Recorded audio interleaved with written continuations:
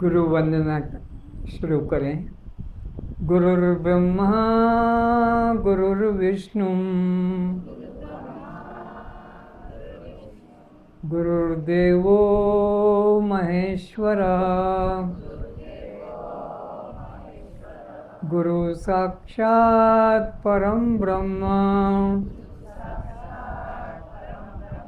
तस्मै श्री गुरुवे नमः।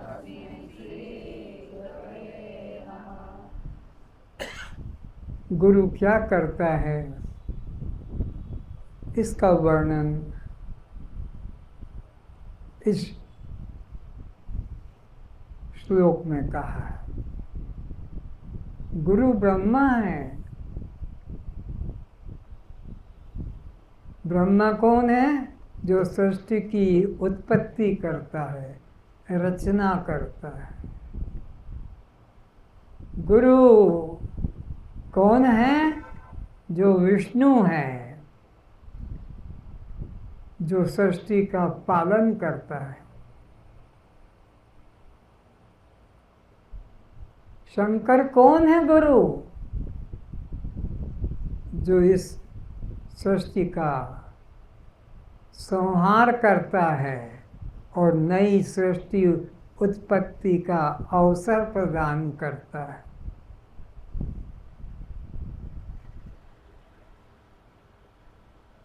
गुरु को इतना महान क्यों कहा?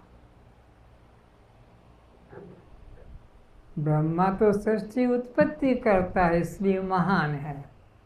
विष्णु सृष्टि का पालन करता है इसलिए महान है। शंकर सृष्टि का संहार करता है इसलिए महान है। गुरु में ऐसी क्या विशेषता देखी जो उसको ब्रह्मा के समान, विष्णु के समान और शंकर के समान कहा? हाँ, उसमें भी ये तीनों विशेषता हैं। वो सृष्टि की उत्पत्ति करता है, ब्रह्म भाव पैदा कराता है, इसलिए ब्रह्मा के तुल्य है।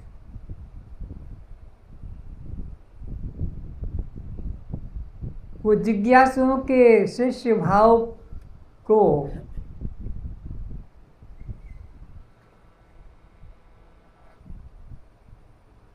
ब्रह्म भाव में स्थित करता है, पालन करता है। और गुरु अज्ञान, अंधकार को, बंधन को नाश करता है, इसलिए वो शंकर के तुल्य है।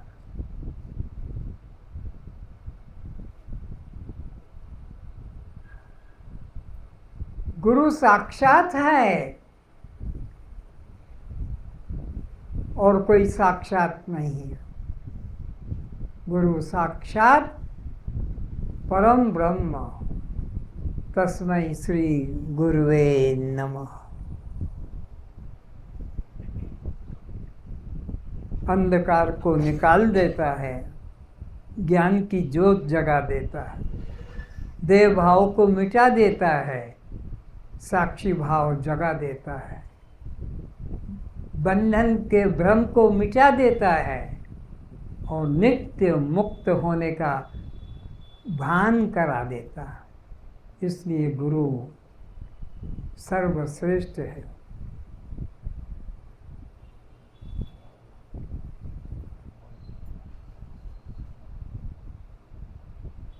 हम यहाँ पर पिछले कुछ दिनों से अष्टावक्र महागीता का स्वाध्याय कर रहे हैं। कौन है यह अष्टावक्र संत और किसको सुना रहे हैं? शिष्य राजा जनक को। राजा जनक को अष्टावक्र जी ब्रह्म तत्व का साक्षात्कार करा रहे हैं। कि ब्रह्म को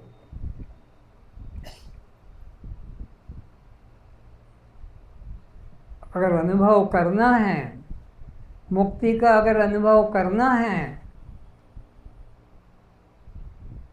गुरु की शरण में जाना होगा। गुरु की शरण में गए बिना जीव के 84 लाख योनियों के आवागमन से मुक्ति नहीं हो सकेगी।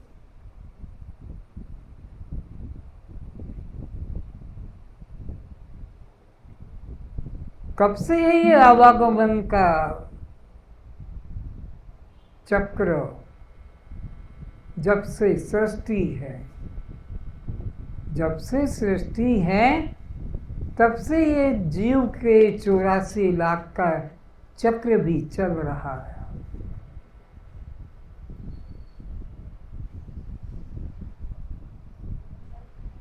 कब से?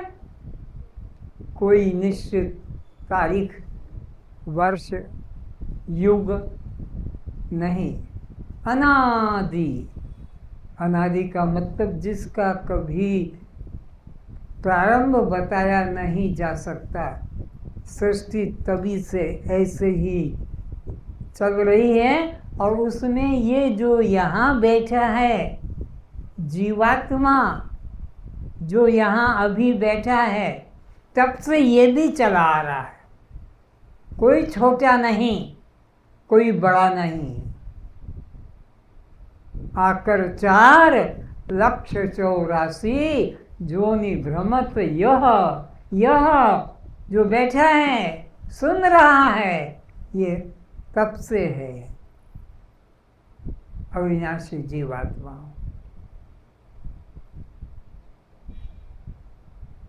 और जब तक ये अपने स्वरूप को नहीं पहचानेगा तब तक यह 84 के चक्र से मुक्त भी नहीं हो सकेगा। ये 84 का चक्र कब से है? कल्पना नहीं कर सकते हो। अनादि काल से।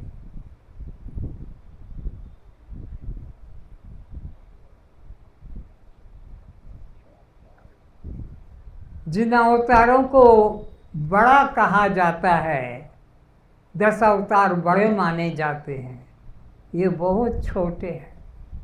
ऐसे कितने कितने अवतार आकर पृथ्वी से और विदा हो गए हैं, लेकिन तुम अभी तक बैठे हो। लेकिन तुम अभी तक निर्लज्ज, बेशरम, दुष्ट प्रकृति के इतने अवतार आकर चले गए, पर किसी के प्रति श्रद्धा, प्रेम नहीं हुआ।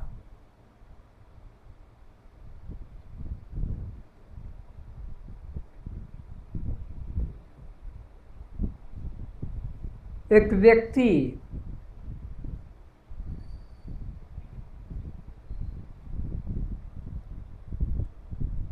बड़े राजमहल में है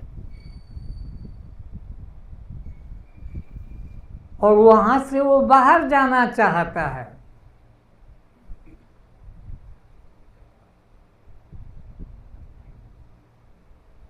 अंध पुरुष राजमहल से बाहर जाना चाहता है।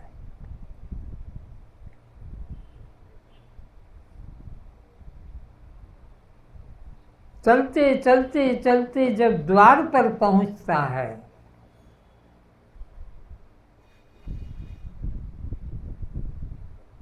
अंधा तो है, निकल नहीं पाया, क्योंकि द्वार पर पहुंच गया है, इसका होश नहीं, घूम रहा है, घूम रहा है। एक सज्जन से कहा कि मुझे इस राजमहल से बाहर जाना है, कोई युक्ति निकालिए। बोले बहुत सरल सी बात है, दीवाल को छू लो, दीवाल को पकड़ लो, और चलते चलो, जब द्वार पर पहुंचोगे मालूम पड़ जाएगा, क्योंकि दीवार वह नहीं, दरवाजा है। बात समझ में आ गई। वो अंध पुरुष चलता है, अब द्वार पर पहुंचूंगा, अब द्वार पर पहुंचूंगा, अब द्वार पर पहुंचूंगा, चिंतन भी कर रहा है। ठीक द्वार पर पहुंचता है और उसको खुजली आ जाती है। खुजली तो हाथ दीवार वाला छोड़कर अपने बदन को खुजालने लगता है, और पांव से तो गति कर रहा है कि जितना कदम चलूंगा मैं द्वार पर पहुंच जाऊंगा। तो वो दीवार का हाथ छोड़कर बदन के खुजलाने में लग गया और चलता गया।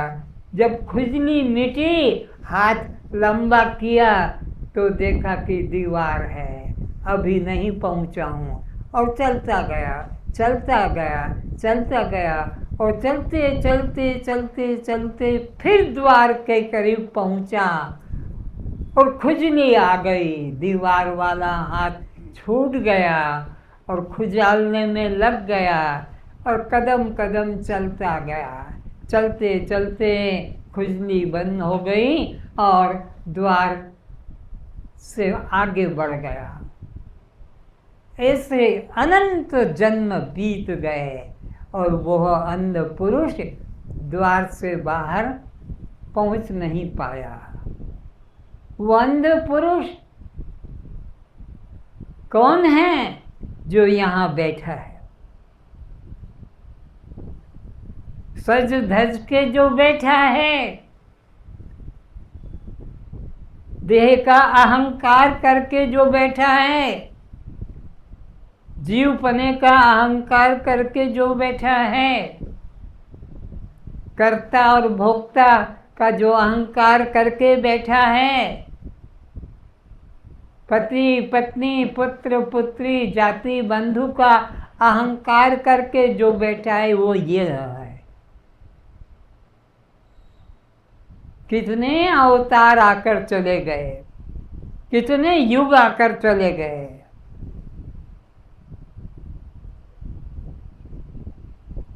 तुम्हारा कोई ठिकाना ही नहीं लगा।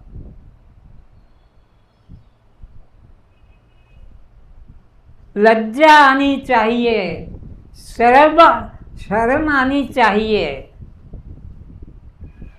पानी होता तो कहते कि डूब मरना चाहिए, लेकिन ऐसा ये जीव बेशर्म है कि इतने अवतार आए, इतने जगतगुरु आए, इतने संत आए, सबका उपदेश को ठुकरा दिया और इस 84 के चक्र में भटकता आ रहा।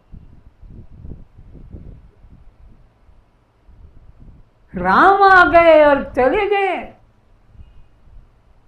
तुम बंदर की तरह उछलते रहे।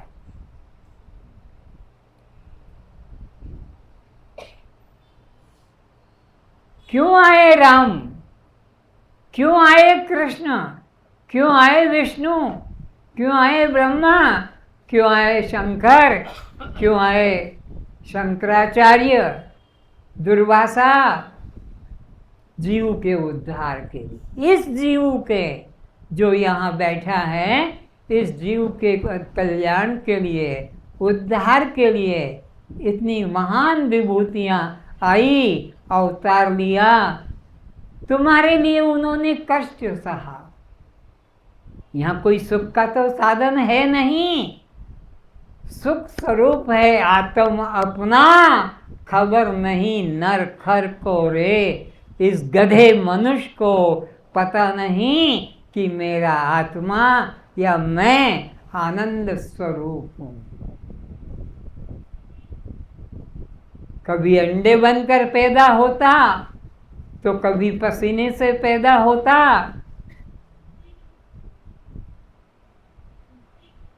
कभी जमीन से पैदा होता और कभी माँ के गर्भ से पैदा होता। इस तरह से ये जीवात्मा जो यहाँ बैठा है, बेहोश है, 4 प्रकार के मार्गों से निकलकर और 84 लाख योनियों में भटकता है। 84 लाख प्रकार की योनियां।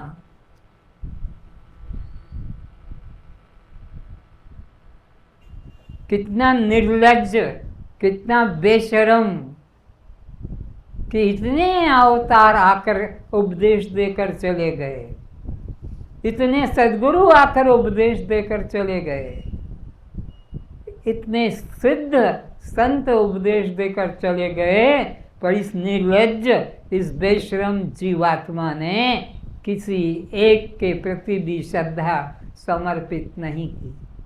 अपनी नीच बुद्धि के ही बल पर 84 में भटकता रहा।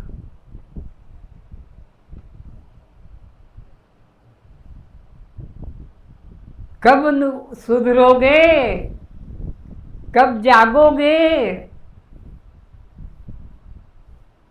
कब नींद छूटेगी?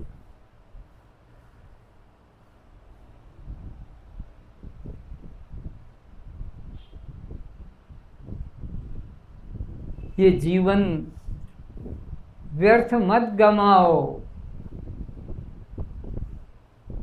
अवतारी भगवान भी मन में दुखी हैं, राम भी मन में दुखी है, कृष्ण भी मन में दुखी है, ये ब्रह्मा विष्णु शंकर भी मन में दुखी हैं, ये गोरख, ये दत्तात्रेय, नानक, कबीर सब मन में दुखी हैं कि इस जीव को कैसे हम कष्ट से मुक्त दिलाएं, इस जीव को इस भवसागर से कैसे पार कराएं। इतना उपदेश, इतना प्रवचन, इतने ग्रंथ की रचना, इतने संत को अवतारित किया, फिर भी किसी एक की भी बात नहीं मानता।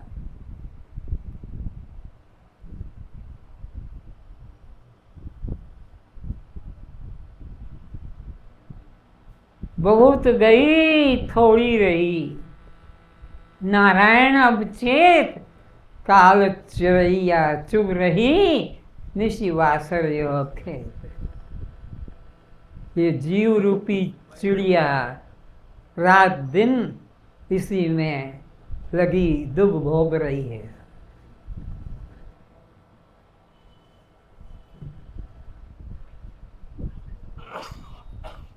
हम लोग भी उसी अज्ञानता में श्रवण कर रहे हैं, पर श्रवण करने का तरीका, पत्थर को पानी में डालो कुछ असर नहीं, कपड़े को पानी में डालो,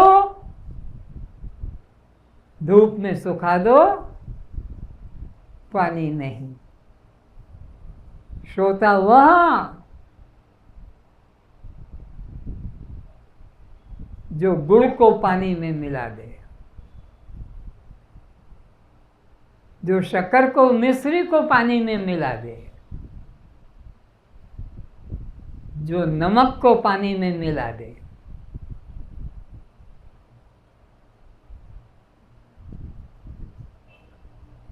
नींबू को, नीम को पानी में मिला दे, अपना स्वरूप बदल जाता है। सब पानी कड़वा, खट्टा, मीठा, नमकीन हो जाता है। तो अपने को आत्मा में मिला दो। नमक मिल गया, सारा पानी नमकीन हो गया। गुड़ मिल गया, सारा पानी मीठा हो गया। खट्टा कड़वा मिल गया, सारा पानी खट्टा कड़वा। ऐसे ही आत्मा में जीव मिल गया तो सब आत्मा रूप हो गया, पूरा आत्मरूप हो गया। मिलाना है। यहाँ मुख्य वक्ता अष्टावक्र जी हैं और मुख्य श्रोता राजा जनक है। राजा जनक को अष्टावक्र जी उसके ब्रह्म स्वरूप का साक्षात्कार कराते हैं और जैसा गुरु ने निश्चय कराया जनक ने वैसा ही अपने को स्वीकार भी कर लिया। कोई संशय मन में नहीं रखा कि अभी तो मेरे को ये समझ में नहीं आया है, अभी तो मेरे को ये समझ में नहीं आया है, ये मैं कैसे मानूं कि मैं आत्मा हूँ, मैं कैसे मानूं कि मैं अखंड हूँ। ऐसा अब जनक के मन में कोई भी प्रश्न नहीं, बल्कि जैसा गुरुदेव अष्टावक्र जी ने आत्मोपदेश किया वैसा ही राजा जनक ने अपने को आत्म रूप से स्वीकार किया है। उसी को अब श्रवण करेंगे। जीव को जन्म से लेकर मृत्यु पर्यंत जो कुछ पिता माता से, परिवार से, समाज से, कर्म क्षेत्र से प्राप्त हुआ है, वह सब मैं नहीं और वह सब मेरे नहीं।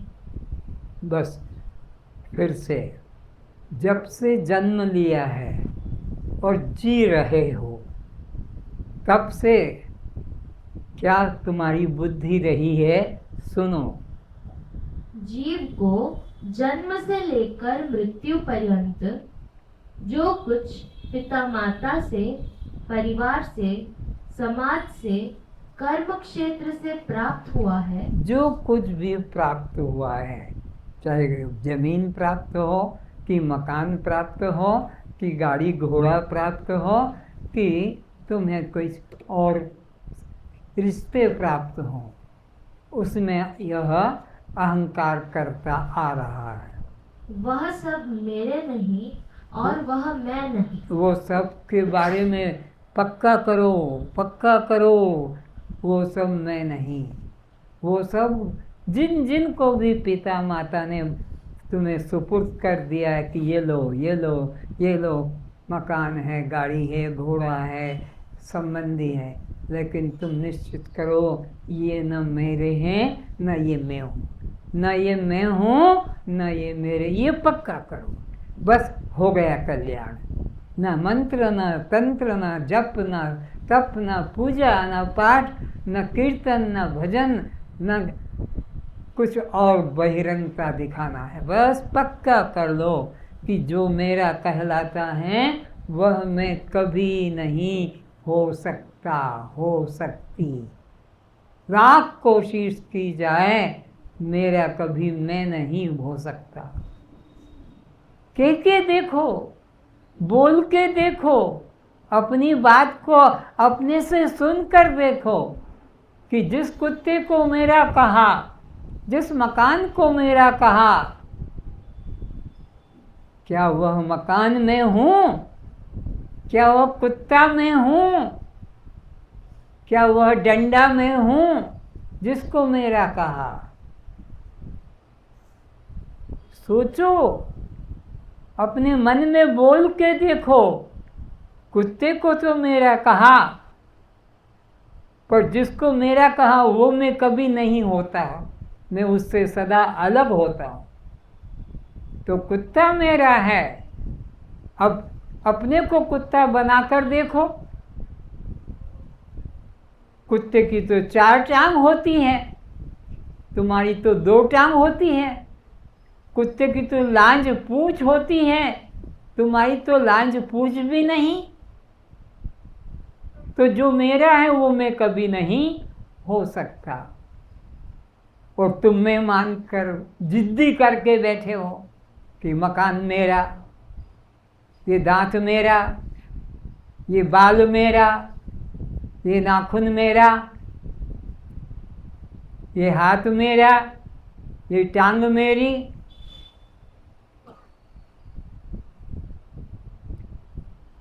अगर टांग मेरी तुमने बोला तो मैं टांग हूँ कहोगे?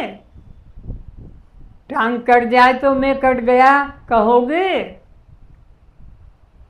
मेरा कुत्ता मर जाए तो मैं कुत्ता मर जाऊं, मर गया ऐसा कहोगे? नहीं, जो मेरा कहलाता है वह मैं कभी नहीं हो सकता। कितनी सरल सीधी बात है। साड़ी मेरी, खूब संभालो, धो, नील पाउडर डालो, आयरन करो, हैंगर पे टांगो, बदन पे टांगो।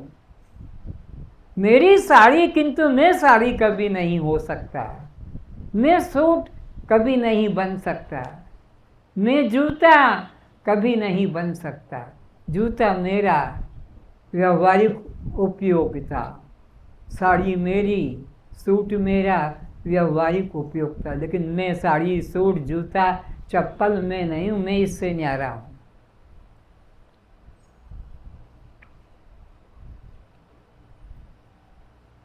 कौन समझाएगा? किसको फुर्सत मिली है तुमसे सर टकराने की? ऐसे जिद्दी व्यक्तियों को कौन, ब्रह्मा भी नहीं समझा पाया, विष्णु शंकर भी नहीं समझा पाए इन जिद्दी बेशर्म जीवात्मा को। एक जन्म में नहीं समझा, अनंत जन्म में भी नहीं समझा। एक अवतार से नहीं समझा, अनंत अवतार से भी नहीं समझा। अवतार आकर थक गए। ब्रह्मा विष्णु शंकर सृष्टि बना बना कर, पैदा करके, पालन करके, नष्ट करके थक गए। पर ये जीवात्मा नहीं थका, ये जीवात्मा नहीं थका। आकर 4,84,00,000 जोनि भ्रमत यह जीव अविनाशी।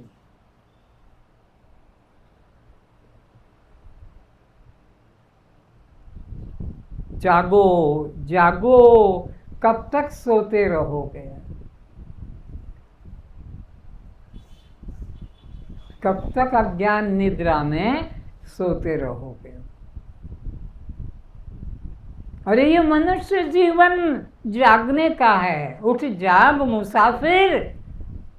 घर वाला मत मानना कि मेरा मकान है, मेरा घर है, मेरा गांव है। मुसाफिर हो, मुसाफिर जो 3 दिन 5 दिन रहा और मकान गांव छोड़कर अन्यत्र चला जाता है। उठ जाग मुसाफिर, भोर भई अब रैन कहाँ जो सोवत है। अब रात कहाँ है? कबूतर उड़ गए दाना खाने को, पक्षी उड़ गए मंजिल पार करने को। उठ जाग मुसाफिर, भोर भई। अब तो तारे भी छुप गए।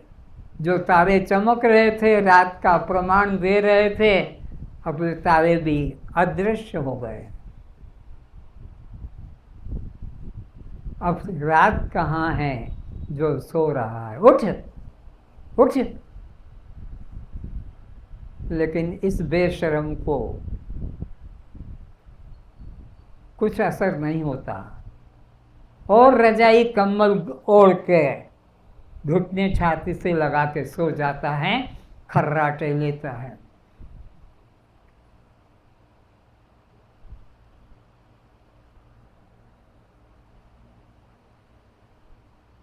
तो ये मनुष्य जीवन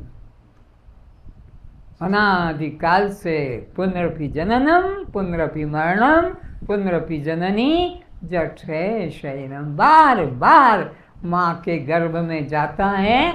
माँ को भी 9 महीने की तो भयंकर पीड़ा भोगना पड़ती है। हर गर्भस्थ नारी 9 महीने तो पेट में वो बोझा ढोती है।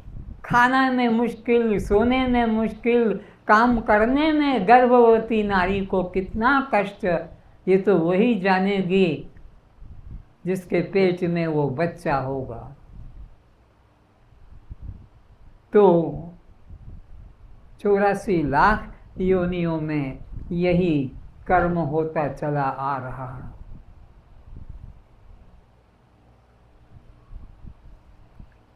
कब सुधरोगे, कब समझोगे कि ये मेरा जीवन बच्चे पैदा करने के लिए नहीं मिला, मकान बनाने के लिए नहीं मिला। जीवन निर्वाह तो पशु भी कर लेते हैं, बच्चे पैदा तो पशु भी कर लेते हैं।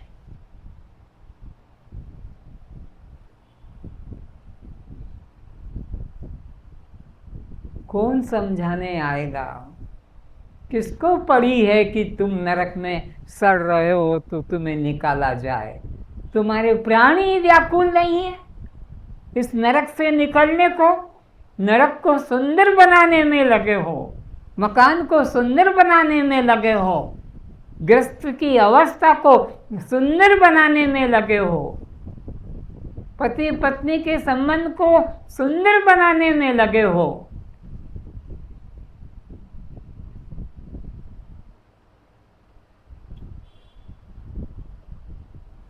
कोई रास्ता नहीं। जीव वो जब तक आत्म जिज्ञासा नहीं जगेगी, न कोई भगवान मुक्ति दिला सकता है, न कोई सद्गुरु मुक्ति दिला सकता है, न कोई मंत्र तंत्र मुक्ति दिला सकते हैं।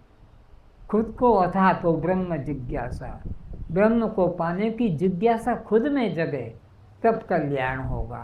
आगे चलो। यह सब मैं नहीं और यह सब मेरे नहीं। क्या सोचना है तुमको?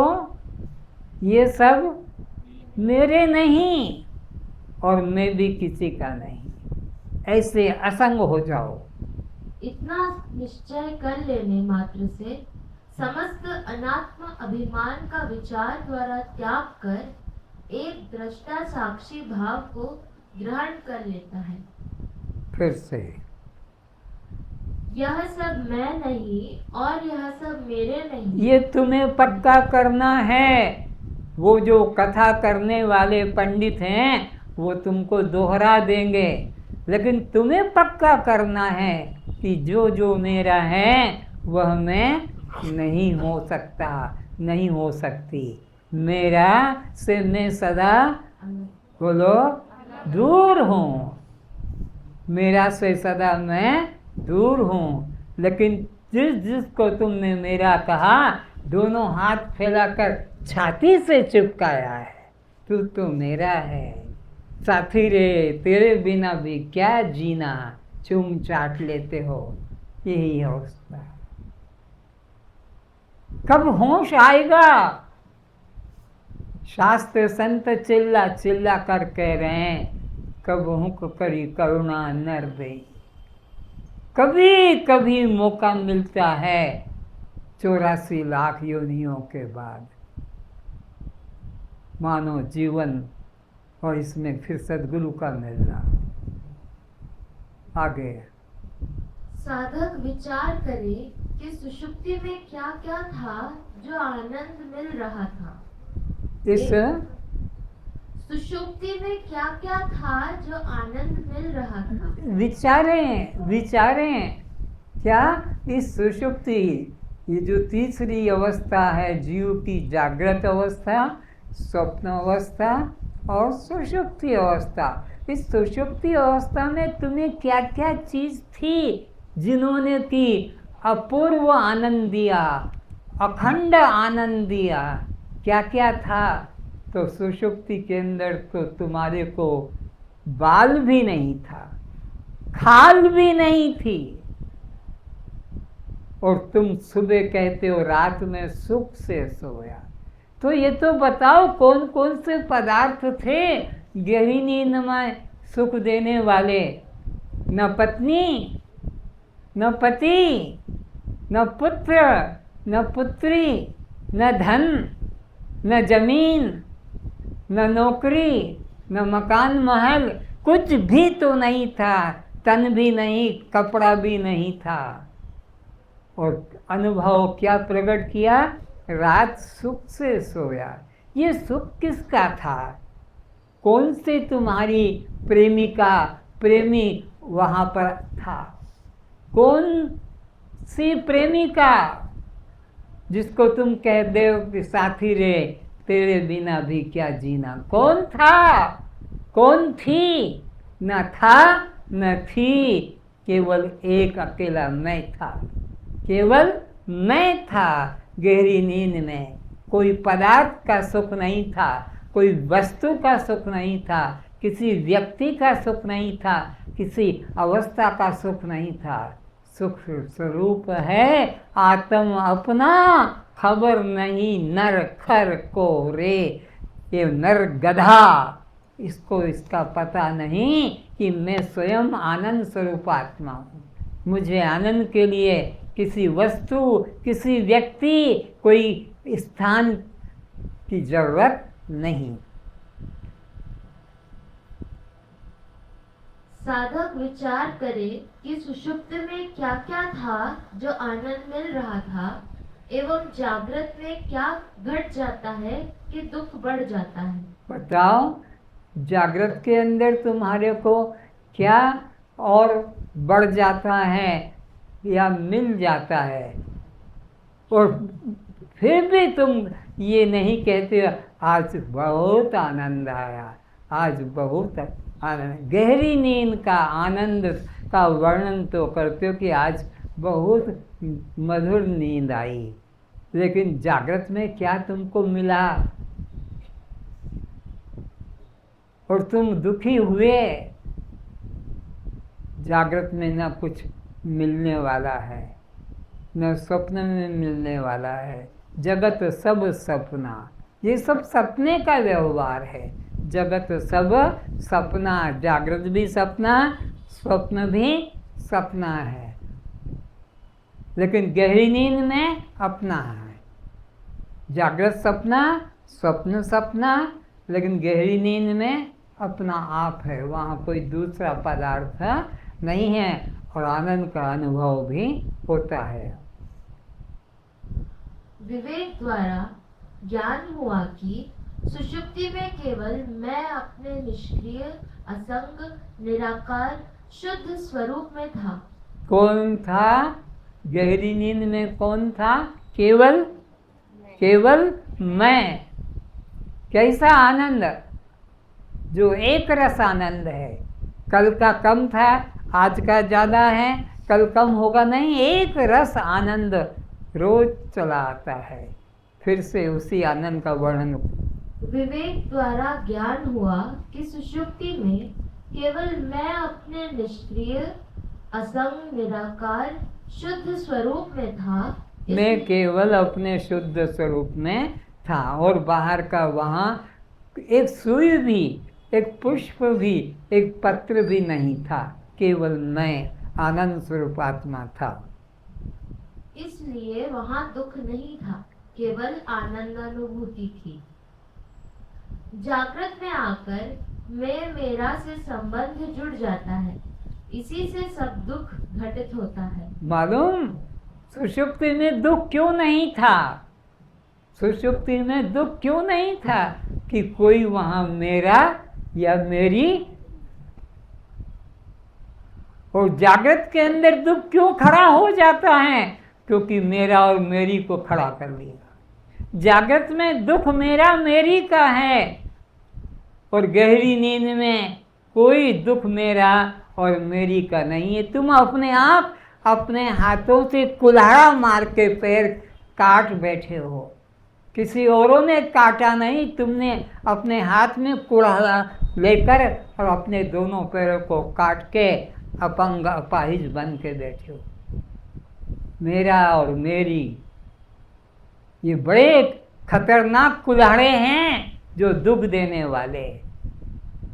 किसने आज तक मेरा से सुख पाया? जितने बैठे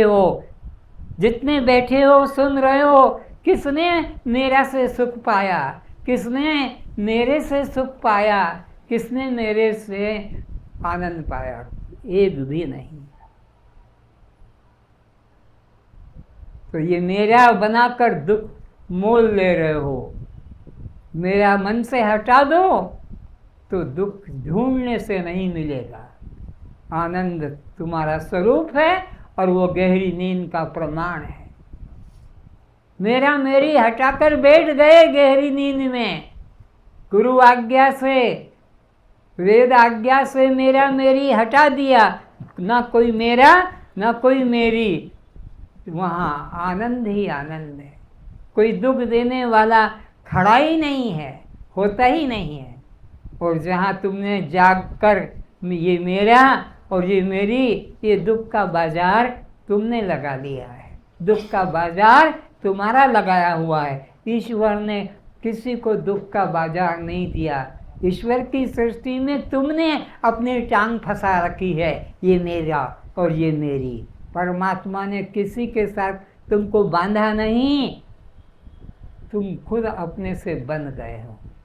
तो विचार करो कि जिस जिसके साथ मेरा पना तुम जोड़ लेते हो, बस वही दुख देगा। जिसके संग मेरा पना नहीं, वो क्यों दुख देगा? क्या पड़ी है उसको तुम्हारे से लड़ाई करने की? अतः साधक ध्यान दे कि जन्म, नाम, भाषा, जाति, धर्म, संबंध, उपाधि, पद एवं मृत्यु, यह सब न जन्म के साथ आते हैं न मृत्यु पर साथ जाते हैं। फिर से अतः साधक ध्यान दे कि जन्म, नाम, भाषा, जाति, जन्म, भाषा, जाति, आश्रम, अवस्था, गुण कोई देता नहीं, और न जन्म के साथ आते हैं न मृत्यु पर साथ जाते हैं। तो न तो ये जन्म के साथ आते हैं और न मृत्यु के समय साथ जाते हैं। जो अहंकार यहाँ पैदा किया वह अहंकार यहीं रह जाता है। अतः पुनः पुनः निश्चय करे कि जन्म से लेकर मृत्यु पर्यंत जो कुछ मुझे पिता माता से, परिवार वालों से, समाज वालों से तथा कर्म क्षेत्र से उपाधियां एवं धन संपत्ति प्राप्त हुआ है, वह सब मैं नहीं और वह सब मेरे नहीं। तो ये बार बार पक्का करो, बार बार पक्का करो। सोते, जागते, उठते, बैठते, लेते, देते, खाते, पीते, क्या जो जो मेरा करके मिला है वह मेरा नहीं है, मैं उसका नहीं हूँ। जो जो मेरा करके माना है वह मैं उससे अलग हूँ। ये फिर से वाक्य दोहराओ। अतः पुनः पुनः निश्चय करे, बार बार क्या निश्चय करो? कि जन्म से लेकर मृत्यु पर्यंत। अब जन्म से लेकर मृत्यु तक क्या मिला तुमको? ये मेरा है, ये मेरी है, ये पिता है, ये नाना है, दादा है, काका है, काकी है, मामा मामी है, अथवा ये मेरा भाई बंधु है, ये सब तो मिला। ये घर मिला, और क्या मिला? जो कुछ मुझे माता पिता से, परिवार वालों से, समाज वालों से तथा कर्म क्षेत्र से उपाधियां एवं धन संपत्ति प्राप्त हुआ है, जो जो मुझे औरों से प्राप्त हुआ है वह सब मेरा नहीं, वह सब मैं नहीं। बस इसी निश्चय मात्र से जीव तत्काल जीवन मुक्ति को प्राप्त हो जाता है। न वर्ष लगेगा, न महीना लगेगा मुक्ति के लिए, न सप्ताह लगेगा मुक्ति के लिए, न दिन लगेगा मुक्ति के लिए, न घंटा लगेगा मुक्ति के लिए। तत्क्षणात् क्षिप्रम भवति धर्मात्मना। वो जो अधर्मी था, देह भाव को मैं करके जी रहा था, ये जो आत्महत्यारा था, इसने जहाँ देह भाव छोड़ा, क्षिप्रम भवति धर्मात्मना, और एक क्षण में रंक से राजा बन जाता है, पवित्र हो जाता है, अधर्मी से धर्मी बन जाता है। ये कितनी महत्वपूर्ण बात भगवान कृष्ण ने 4 अध्याय के 39 श्लोक में अर्जुन को कहा कि तू मेरा प्रिय है, इसलिए तुझे गुप्त बात कहता हूँ। प्रिय व्यक्ति को गुप्त धन बताया जाता है, गुप्त बात प्रिय को बताई जाती है। भगवान कहते हैं तू मेरा अतिशय प्रिय है। क्षिप्रम भवति धर्मात्मनः। अगर तू ये बात को मन में धारण कर लेता है तो उसी वक्त पर तू मुक्त हो जाता है। पढ़ो तो। बस इसी निश्चय मात्र से जीव तत्काल जीवन मुक्ति को प्राप्त हो जाता है। जीव तत्काल जीवन मुक्ति को प्राप्त हो जाता है। 1-2 जन्म प्रतीक्षा करना नहीं पड़ेगी कि 1-2 वर्ष प्रतीक्षा करना नहीं पड़ेगी, उसी जीवन में उसी क्षण में ये मुक्त हो जाता है। मुक्ति पाने के लिए इसके अलावा कोई अन्य मार्ग किसी शास्त्र अथवा गुरु के पास नहीं मिल सकता। क्या कहा? मुक्ति पाने के लिए इसके अलावा कोई अन्य मार्ग। किसके अलावा? ये मेरा नहीं और मैं किसी का, इस निश्चय के अलावा और कोई साधन उस अज्ञानी को बताने का नहीं होता है। कृष्ण भी कहते हैं पर धर्मो भयावह। कृष्ण खुद भगवान कहते हैं स्वधर्मे निधनम श्रेयः। अरे अपने स्वधर्म है दृष्टा साक्षी, तो इस धर्म में स्थित हो जाओ। स्वधर्म में निधनम, और देह छूट जाए। कौन सा निश्चय कि मैं दृष्टा साक्षी आत्मा हूँ, मैं यह देह, बस ये निश्चय करो और प्राण निकल जाए, परम गति को, मुक्ति को प्राप्त हो जाता है, धर्मात्मा बन जाता है। और अगर देह को मैं मान लिया तो आत्महत्यारा बन जाता है, और परमात्मा को अपने से दूर मूर्ति चित्र में माना और नमस्कार किया, फूल चढ़ाए, तो ये ब्रह्म हत्यारा कहलाता है। परमात्मा को अपने से अलग मानना, उसकी उपासना करना, वो ब्रह्म हत्यारा बनना है। और देह को अपना मानना, यह आत्महत्यारे पाप को पाता है। अर्थात अनात्म देह पर वस्तु है, उसमें अहंकार ही बंधन का कारण है। फिर से अनात्म देव क्या है? पर वस्तु है। ये पर वस्तु है, ये स्ववस्तु तो आत्मा है, और देवी देवता ये पर वस्तु है, उसमें मैं भरना जोड़ना, यही नरक का कारण है। संसार में भी शरीर की छाई को परछाई कहते हैं। संसार में मालूम तुम्हारी जो खड़े हो, सूरज सामने है तो तुम्हारी पर छाई पीछे लंबी पड़ जाती है, वो पर की छाई है, तुम्हारी नहीं है। पर है शरीर, शरीर पर है, परछाई का मतलब पर की छाई, तुम तो स्व आत्मा हो। शरीर पर है, वह तुम नहीं हो, तुम आत्मा स्व हो, जो देह है पर तत्व के प्रकाशक हो। पर रूप देह की प्रत्येक इंद्रिय कर्म भी पर धर्म के अंतर्गत है। देह भी पर है, पंचभूत भी पर हैं, 25 तत्व भी पर हैं, आकाश के 5, शोक काम क्रोध मोह भय, ये तुम नहीं, तुम्हारे नहीं। क्यों पराई वस्तु को अपनी मान के अपनी जान को खतरे में डालते हो, अपने आप को बंधन में डाल रहे हो? पराई की वस्तु को, आकाश पर है तो उसके 5 कर्म हैं, शोक काम क्रोध मोह भय, और तुमने उसमें मैं कामी, मैं क्रोधी, मैं मोही, मैं ऐसा, मैं वैसा पाप का मारो हो। इसी तरह प्रसारण धवन वलन चलन अंकुचन, ये वायु पर के धर्म हैं। प्रसारण फैलना, सिकुड़ना, दौड़ना, ये तुम्हारे धर्म नहीं है। बुढ़ापा आ जाना, ये पर के धर्म है, पर तुम तो जबरन करके आप बेल मार मुझको, अपने आप उसके आगे सिर करते हो कि घुसा मेरे अंदर। पर ये तो पर के धर्म है। इंद्रियां भी पर है, ये भूत भी पर है, आकाश भी पर है, वायु भी पर है, जल भी, तेज भी, पृथ्वी, ये सब पर और परधर्मो भयावह, यही अहंकार, इन्हीं में अहंकार करने वाले को 84 लाख योनियों को कष्ट भोगना पड़ता है। तो इंद्रियां भी पर और भूत भी पर है।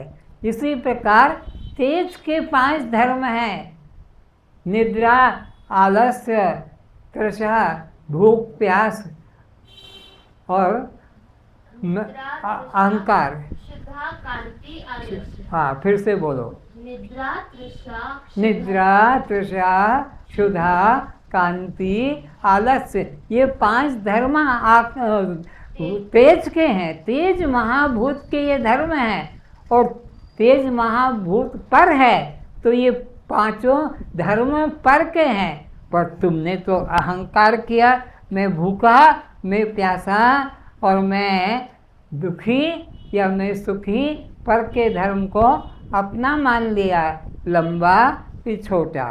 आगे जल की बात आती है तो जल महाभूत भी पर है। स्वेद होना, पसीना, लार होना, मूत्र होना, मैथुन से रजबीरी का निकलना, चोट लगने से रक्त निकलना, ये सब धर्म पर के हैं, जल के हैं। पर जितने बैठे हो सब मूढ़, मेरा ये, मेरा ये, मेरा ये, मेरा ये, जबकि एक भी मेरा नहीं, आकाश जल का है। पृथ्वी के भी 5 हैं। क्या हैं? ये जो तुम पृथ्वी में केश हैं, बड़ा घमंड है, दर्पण के सामने बार बार जाएंगे, कंघी उठाएंगे और मारेंगे, फिर इधर मारेंगे, फिर उसकी डंडी को ऐसे दबाएंगे, फिर इधर से गुब्बारा निकालेंगे, फिर पीछे से चोटा घुमाएंगे, उसमें रिबिन लगाएंगे, फिर दर्पण में देखेंगे, यार चमारो, तुम चमार जाति के हो, ये शरीर तुम नहीं, ये शरीर तुम्हारा नहीं, ये तो 5 महाभूतों में से आकाश का है। तो केश भी तुम नहीं, ये चमड़ा गोरा काला, ये भी मैं नहीं, ये नाड़ी, ये भी मैं नहीं, तेज चले या धीमी चले या रुक जाए तो राम नाम सत्य है। मांस भी तुम नहीं, वजन मशीन से देखते रहते हो कितना केजी घटा, कितना केजी बढ़ा, और एक दिन समाप्ति। तो ये 25 पर हैं, ये 25 में से एक भी स्व नहीं है। स्व है तो मीरा कहती है, मेरे तो गिरधर गोपाल, दूसरा ना कोई है ही नहीं, दूसरा तो पर तो है ही नहीं, मेरा तो स्व आत्मा है। ये मीरा का उपदेश, इशारा, पुरुष को भी वही, स्त्री को भी वही, कोई फर्क नहीं लिंग के भेद से। वही 5 भूत का पुतला पुरुष है और वही 5 भूत की पुतली स्त्री है, लेकिन भूत तो वही 5 हैं। तो पक्का मन में निश्चय करो कि ये पर के धर्म है। 25 में से कोई भी धर्म मेरा, न जन्म मेरा, न जाति मेरी, न आश्रम मेरा, न संबंधी मेरे, न परिणाम मेरा और न जन्म मरण मेरा। क्या यही तो कहा? 6 चीज़ें, ये मैं नहीं और ये मेरे नहीं, और तुमने उन्हीं को मेरा माना और मैं माना जो तुम नहीं, इसी वजह से बंधन को पाते हो। पढ़ो। सब कर परम प्रकाशक जोई, राम अनादि अवधपति सोई। तुम कौन हो? तुम कौन हो विचारो। इन 5 को भी जानने वाले। कौन से 5? आकाश, वायु, तेज, जल, पृथ्वी, ये सब तुम्हारे नजरों के सामने है। आकाश भी है, सूरज भी है, चंद्रमा भी है, पवन भी है, पृथ्वी भी है, ये सब दृश्य हैं। और इनके 25 तत्व जो भी आकाश के 5, शोक, काम, क्रोध, मोह, भय, वायु के 5, प्रसारण, धावन, वलन, चलन, आकुंचन, तेज के 5, क्या है फिर बोलो, तेज के क्षुधा, निद्रा, तृषा, निद्रा, कांति और आलस्य, ये 5 भी तुम्हारे नहीं है। इसी तरह यह नींद, आलस्य, मूत्र, रजवीर्य, रक्त, ये भी तुम्हारे नहीं है। और ये केश, ये त्वचा, ये नाड़ी, ये मांस और हाथ, ये सब पर के धर्म है। पर धर्मो भयावह। इनमें अहंकार करोगे कि बाल मेरे, चमड़ा मेरा, चाल मेरी, बाप मेरा, पति मेरी, तो तुमको फिर ये 84 का चक्कर काटना पड़ेगा। पर धर्मो भयावह। स्वधर्मे निधनम श्रेयः। क्या कल्याणकारक है? स्वधर्म। स्वधर्म क्या है? दृष्टा साक्षी, ये स्वधर्म है। और देह जाति नाम ये पर धर्म है। पर धर्म में अभिमान करने वाले को बार बार जन्म और मृत्यु लेना पड़ेगा। ज्ञानी किसी भी उपाधि के साथ तादात्म्य करता नहीं और सदा जानता रहता है कि मैं उपाधि वाला नहीं, निरुपाधिक आत्मा हूँ। फिर से ज्ञानी पुरुष गुरु के उपदेश सुनकर निश्चय कर लेता है कि यह शरीर में और ये शरीर मेरा नहीं है, मैं तो इससे अलग दृष्टा साक्षी आत्मा हूँ। ज्ञानी देह की किसी क्रिया को, मन की किसी अवस्था को, इंद्रियों की किसी अवस्था को अपनी नहीं जानता है। ज्ञानी देह से अलग, अपने को प्राण से अलग और इंद्रियों से अलग, अंतःकरण, मन, बुद्धि, चित्त, अहंकार से अलग केवल दृष्टा साक्षी रूप में ही अनुभव करता है। जो अज्ञानी आत्मा के अतिरिक्त किसी अन्य प्रकार देव उपासना का अभिमान करता है, वह अहंकारी सदा बंधन को प्राप्त होता है। फिर से बहुत ध्यान से सुनो, आखिरी वचन है आज का। जो अज्ञानी आत्मा के अतिरिक्त आत्मा में दृष्टा साक्षी चैतन्य आत्मा हूँ, यह जड़ शरीर में नहीं, मेरा कोई पिता माता नहीं, पति पत्नी मेरा कोई, जाति बंधु कोई मेरा नहीं, ऐसा जो निश्चय करता है। अन्य किसी देव उपासना का अभिमान करता है और न किसी देव का उपासना का, योग यज्ञ का अभिमान भी नहीं करता है, वैसा अहंकारी सदा बंधन को प्राप्त और जो अहंकार करता है नाम का, रूप का, जाति का, क्रिया का, वो फिर बंधन को प्राप्त होता है। आज का विषय इतना ही। कस्त्वम कस्त्वम, तो जन्म मरण तुम्हारा है, किसका है? तो फिर तुम क्यों अहंकार करते हो कि मैं स्त्री हूं कि मैं पुरुष हूं? विचारो, जब मैं शरीर नहीं तो न मैं स्त्री हूं न मैं पुरुष हूं, न गोरा न काला। साड़ी सूट अलग अलग रंग के पहनने से तुम्हारा स्वरूप बदल जाता है क्या? कभी कौन सा सूट है, कभी कौन सा साड़ी है, कभी कौन सा चप्पल जूता है, कभी कौन सा, इसको पर धर्म को अपना मान लेते हो। तो भूख प्यास किसको? बोलो। तुम चिल्लाते हो मैं भूखा हूं, मैं प्यासा हूं, चिल्ला तो ये रहे हो, और क्लास में आकर बोल देते हो कि प्राण के हैं। बात तो ठीक है, लेकिन वो भोजन के समय भी तो यार आना चाहिए कि ये भूख प्यास प्राण को है। थाली भोजन की सामने है, हाथ आगे बढ़ा, कोर तोड़ा, सब्जी दाल मिलाई, मुख खुला, अंदर दबाया और चबाना शुरू कर दिया, और मन को संतुष्टि मिल गई। तो वो भोजन के समय भी ये विचार रहे, क्लास में बताने के लिए नहीं, बल्कि अपने को क्रिया के समय भी अकर्ता देखे, भोग के समय भी अभोक्ता देखे। तो जन्म मृत्यु किसकी? शरीर का। तुम कब किस जन्म में पैदा हुए थे? कोई समय है? किस युग में? तुम कभी मरे ही नहीं, सदा सदा से कपड़े बदलते आ रहे हो। राम के जीवन काल में भी थे, कृष्ण के जीवन काल में भी थे, 10 अवतारों के काल में भी थे, सृष्टि के आदि में भी तुम हो। तो बंध मोक्ष किसको? जीव को। बोलो। जीव को। कस्त्वम? दृष्टा साक्षी।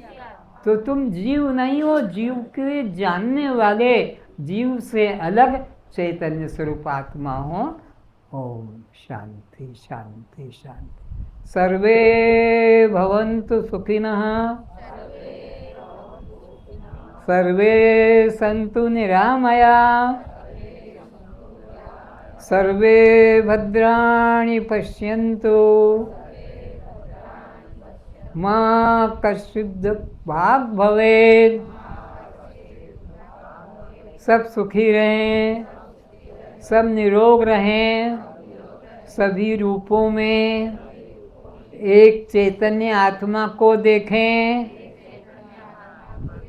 इसलिए हमारे द्वारा मन वचन कर्म से किसी भी जीव को, किसी भी प्राणी को किसी प्रकार दुख न पहुँचाएं, निंदा गाली न करें, मारपीट न करें, चोरी जारी न करें। सबका भला हो, सबका भला हो। ओम शांति शांति शांति।